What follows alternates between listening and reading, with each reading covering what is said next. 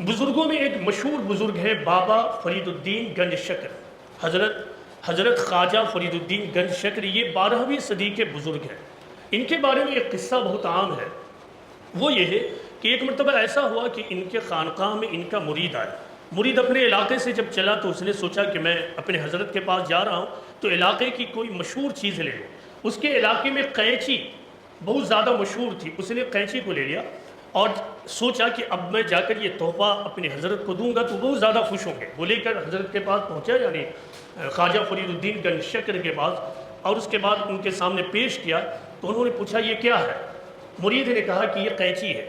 उन्होंने कहा कि ये मेरे काम की नहीं है, अगर तुम्हें लाना था तो सुई लेकर आते। क्यों? क्योंकि कैंची काटने का काम करती है और सुई सीने का काम करती है। हमारा काम तो जोड़ना है, हमारा काम काटना नहीं है।